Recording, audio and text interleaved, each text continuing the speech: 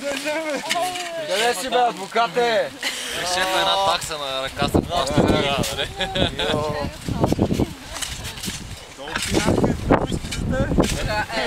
Шпинче не ще се тъчу. Кой си е човек, ти ми сме да ти разкаче?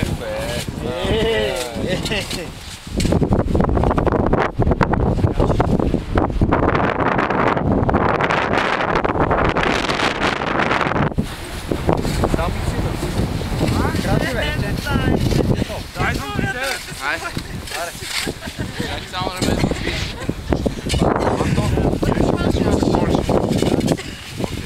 Ейте се малко. Чувате ли бе не ожети?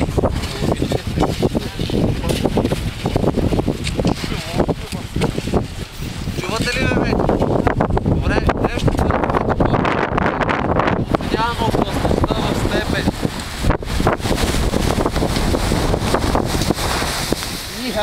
Си е ба-малък.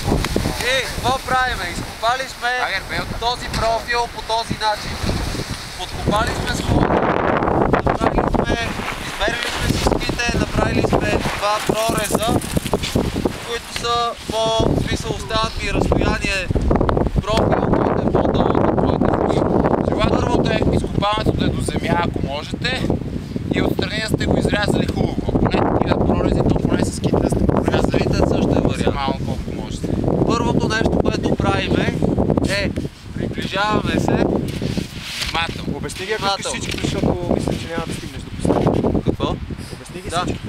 Първото нещо, което правиме е приближаваме се внимателно, стъпваме върху изолирания слой.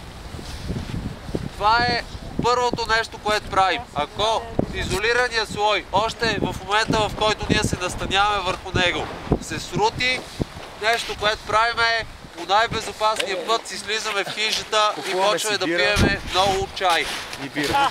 Бира, бе. Бира, добре. Това е най-високото вино опасност. В това случай сигурно е в пета степен по международната скала. Това какво значи? Това значи червено. Това значи стъпиш ли на такъв склон с такова изложение и такъв наклон, всичко тръгва. Второто нещо, което ще направя е стъпил съм, не е тръгнало нищо. Тествам вече колко е здраво нещо. Какво правя? Приклякам. По-назад да показва, че не падне. Айде по-назад да показвам. Нещо, което ще направя после е приклякам. Ето по този начин. Леко клякам. Лекичко. Упражнявам някакъв натиск върху изолирания пласт. Упражнявам този натиск отново. Пада или не пада. Ако пада, много ще се замисля дали да се пускам. Няма да се пускам. Отивам в хижата и пия бира. Четвърта степен обикна. Четвърта степен е това. Второто нещо, което, т.е. третото нещо, което правя, сега тук приклякам ли няколко пъти или Да, няколко яки приклякания. Добре, няколко яки приклякания. Това е третата степен. Падне, Трета степен. Скок. Това какво означава? Означава, аз лично бих отново отишъл в хижата да пия чай, други биха карали, но с повишено внимание. Значи веднага може да си направите изводите за скоци, за динамично каране, нали, при такива условия, които са, нали, на кантар. Трябва да избирате линии, които са по-плавни, нали, да преминавате много бързо и плавно през подобни опасни участъци, да гоните била, да държите, нали, нещо, което е по-сигурно. Защото все пак има риск в същия склон. После какво правя? После ще скоча. Скачам, вече гледам тръгва, не тръгва. Ако при подскок тръгва, това вече означава втора степен, аз спокойно бих карал на такъв склон. Вече с едно много в главата, кои са пластовете, които ще се цепат, бих карал. И последното, което правя е да скачам яко. Ако при яко скачане не тръгва, това моля летищичко мога да прави.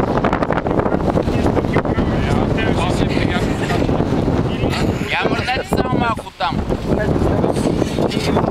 Тоест първата. Това е първа степен. Първа степен. Първа степен минимално. Най-минимално това. И ето тръгвам, приближавам се и слизам лекичко.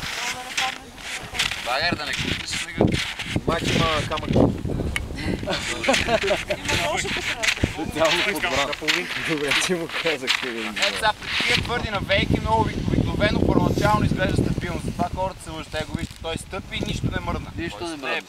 Ти ще кажеш супер е, няма никаква винопаска, просто ходиш. Дайте ви нататък. Добре, продължавам.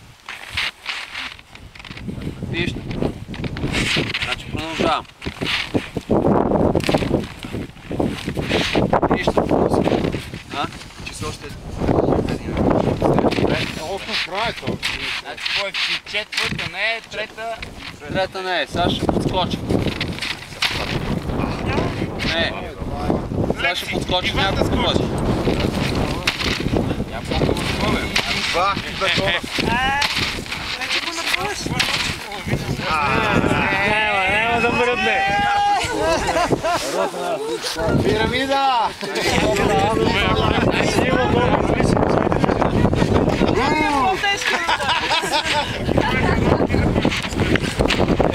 Още един да се качи горе.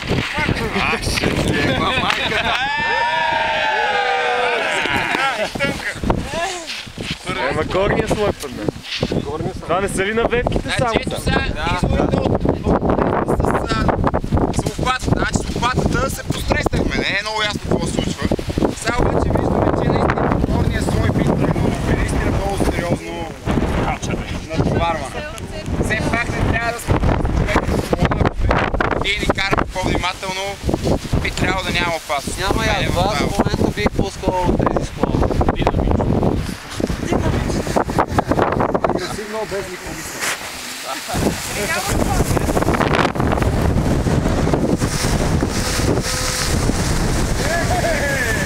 Не сме тези килата!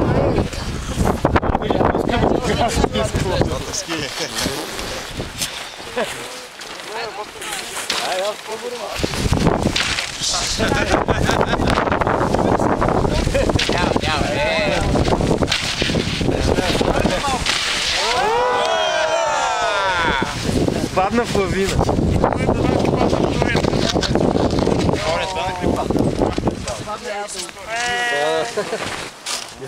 Това е за хърчулка. Значи тия слоеви изобщо не са тънки от пад. Това е много сериозно. Въпросът е, че как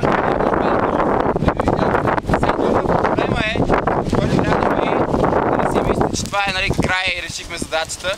Този склон все пак е ниско в долината. Същото изложение е там горе на издумбеното, е много вероятно да има повече сняг и да е по-издуто и да е много по-чувствително. Тъй, че затова е много важно да се тества склон, който е подобен на този, който ще караме. И обикновено сега, ако се обърнем едно на уле от среща, аз никога не бих минал директно горе на вейките на козирката. Каквото и да ми покаже тест. Бих минал в края покрай реброто, точно на там, където се сменя градуса. Отравно става на стръмно, точно на духаната на навейките. Сега какво, Марко, трябва да минем към фаза маршрути, нали?